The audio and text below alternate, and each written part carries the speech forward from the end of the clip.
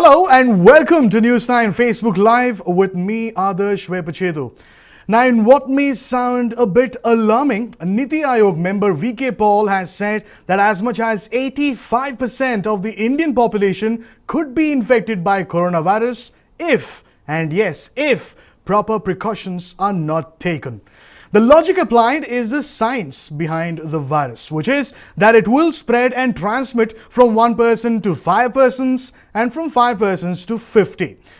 After giving out the number 85%, the NITI Aayog member also said that the coronavirus situation in the country is under control.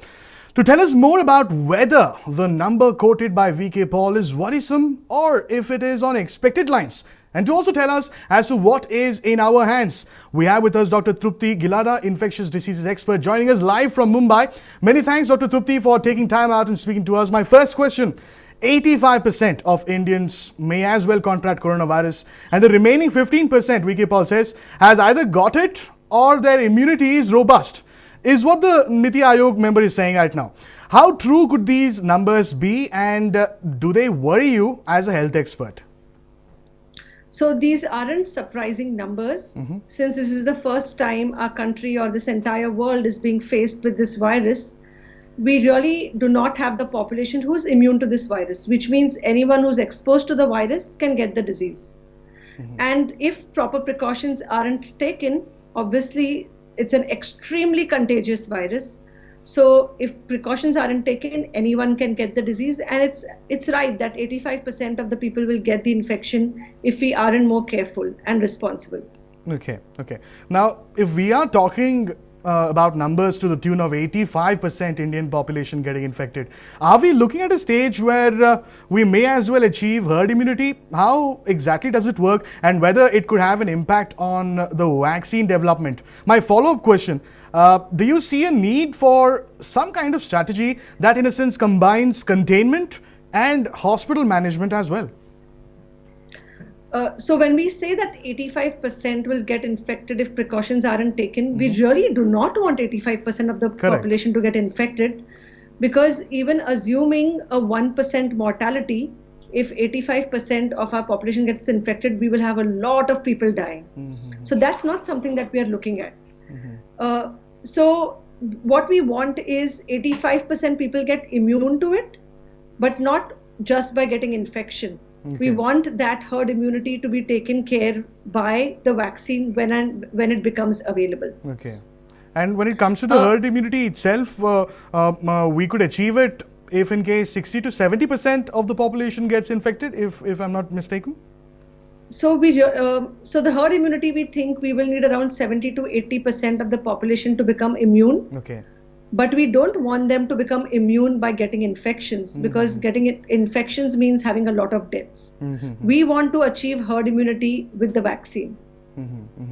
So we may as well see, in the sense, the ideal position would be that we do not see so many numbers, in the sense that 85% of the Indian population getting infected. So obviously it seems as if VK Paul was giving out a warning.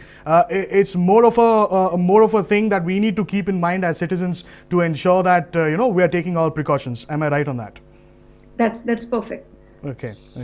And what's most important to understand for people is that until the vaccine becomes available, the only 3 things that we have in hand is masking, physical distancing, and hand hygiene. Correct. So if we don't follow these 3, then we are really in for serious trouble. Isn't it? And in my next question is in line with what is going to happen in just a bit, in about a month's time. There's winter that is going to set in. You have the festive season also coming up.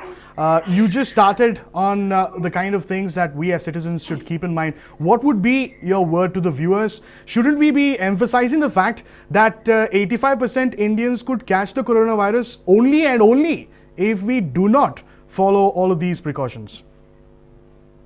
That's exactly right. And what's more important to understand is that we need to follow these precautions most with the people who we spend the longest time. And the longest time is relatives, friends, socializations. So keeping in mind that there are going to be a lot of festivities, we need to really be careful with how many people we mingle with. It's only about this one particular year that we might just have to get away from prolonged exposures and long socializations. Once we have the vaccine, we can really get back to normal. But I think this season we will have to be very careful and avoid large group gatherings. Okay. Dr. Tripti, you were speaking about the festive season. Might I also add the winter angle? How do you see the winter, shaping up in India, especially with the pandemic? And how do you see the combination, the co-infection of coronavirus and flu? What if the two were to happen to you at the same time? So respiratory infections tend to increase in the winter because a lot of people tend to remain indoors and together. So if one person is infected in the house, very quickly the others get infected. Right. So I agree that just like how we see a surge of respiratory infections in winter, we might see a surge of corona cases with the winter setting in. Okay. Okay.